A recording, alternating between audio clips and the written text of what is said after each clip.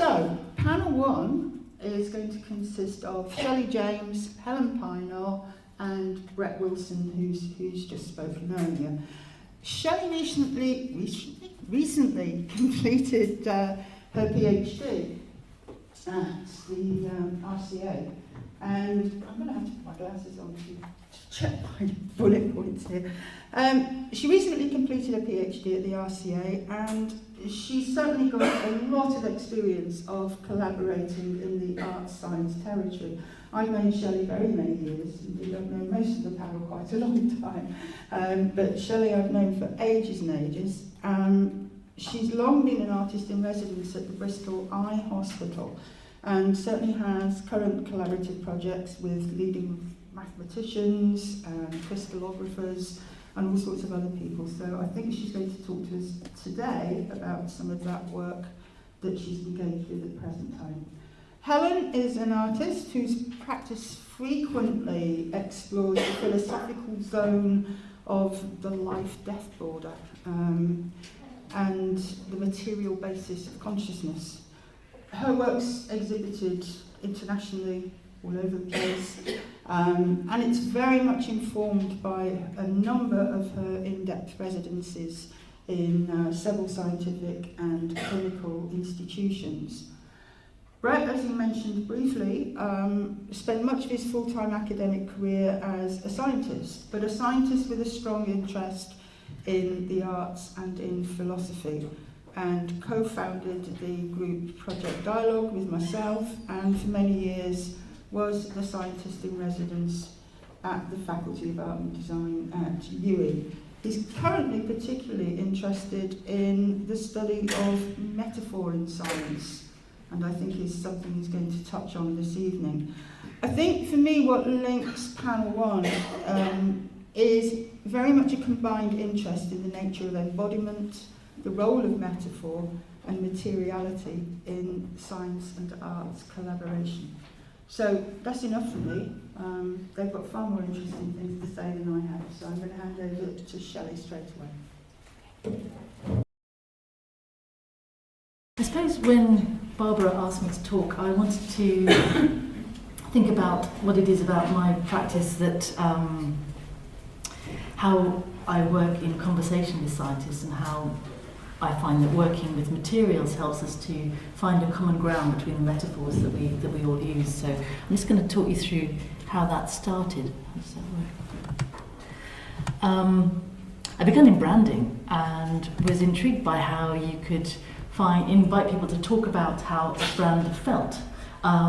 It's either this was a project that I did with Shell back in San Francisco, but what was really fascinating was when you translated that into form, so you translated feeling into form, and people were surprisingly sensitive to subtle changes in typography or colour, and we were able to, with very extraordinarily subtle shifts in configuration, move from a metaphor about how it feels to pay with a card, for example, into an eye tracking study which changed what people reached for on a shelf.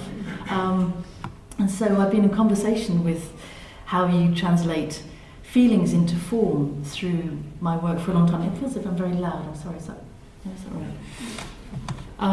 I had a head injury, which meant that I had to stop doing that branding work for a number of years. And when I got strong enough, I found myself with a bunch of brain scans and did an MA in printmaking, which is where I met this wonderful team here. And again, I was interested in the way that things felt and how they looked and how you might give form to those feelings and the metaphors that doctors and others use to explain particularly brain injuries and retraining your brain. And in that process I became more and more interested in the brain as a visual perception, because that was something that I had trouble with as I recovered, and met a surgeon called Andrew Dick, who's become a friend and a collaborator for many years, and he helped me to take scans of my eyes, and we started to he talked about what he did, and I started to try and make that into forms that we could understand together. And when I began to make these things into forms, he found that, so that's a print of my own retina embedded in glass and floating. And they talk about the vitreous humour, but when you actually put a scan of the retina, which is normally flat on a screen, and you make it float in glass, actually, isn't that weird? I hadn't thought about it that way. And that led to work with a number of, with the nurses, and I continue to be artist in residence there. So that's the Snellen charts balancing around inside glass. And the nurses said, well, wouldn't it be cool if we did poetry? And yes, now I do understand why it's it makes you quite anxious to be sort of looking at those letters when your pupils are dilated and they're all floating around. So I found that glass particularly is fabulously mobile, and you literally see yourself in the material. And I guess that's why I find it such a fantastic medium to work in. So I find that there's a tension between being very metaphorical and being very literal, and I find that glass allows me to create a transitional object between an abstract concept and something that people can actually hold, and I'll show you something in a second. So that's the power deviation, it's called, the difference between how my eye is not quite round. And I put the power deviation scan on the glass, and then tied it up with vessels in copper. And again, the nurses and the doctors and now the patients were going, actually, that is a bit stressful, and it does feel like that. And I suppose the conversation, the ability to hold something and share and say, well, it's like that and it's not like that, means that I'm constantly inviting scientists to be more specific about the edges of their metaphors. And when you say, is it like that or is it like that, and does it meet in the middle, and is it shiny or is it rough, and how does that work? We end up in a conversation that's much richer than simply staying in language or in medical scans. So how do illnesses feel? Macular degeneration. And then I work with blind and partially sighted people to say, well, what does that feel like, and how does that really work? Facial expressions, how do we experience those when you're in conversation with other people and your eyes don't work very well?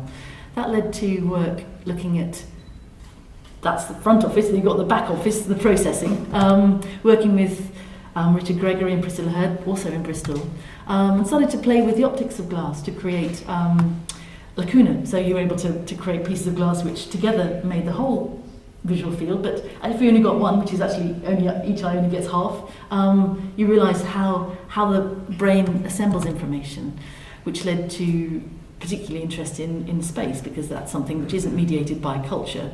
It's simply it's form and feeling in a very simple, direct way. So I wired myself up to see what's actually what's firing when I experience form and space. Got some graphs, and I used those metaphors and those forms and those rhythms inside work. So they're interference patterns, which led to the PhD work on interference patterns in space. And what happens when you put that on glass, and it became more mobile, you begin to find yourself in a world of time as well as space, which led to ongoing work with psychologists, and this is at the European Conference on Visual Perception, and they were talking about mirrors and perception, but when they went, actually, yes, how does this work? You end up with some really, I suppose, again, finding a way of making a form for the feelings and the kind of theoretical concepts, which led to embedding lattices and structures within the glass. And because of the optics of the glass, you end up with this strangely mobile space, which led to wondering about what happens beyond the object, because people seem to take things away from the object. The object gives things out in unexpected ways, particularly when illuminated, which led to current work with an X-ray crystallographer. What happens when you're looking at work at patterns through apertures? That's Brian. And we found that we had a common language of symmetry and rhythm and projected space, and the idea of reciprocal space. There's a material space of where we are, and then there's a reciprocal space, which is the shadows that help us to the kind of resonance and the spaces beyond our kind of material experience. So I've been to the diamond light source and working with them, and beginning to use some of those metaphors and particularly some of those patterns and rhythms in the work that I'm making now, which led to a project for the Medical Research Council for their centenary, and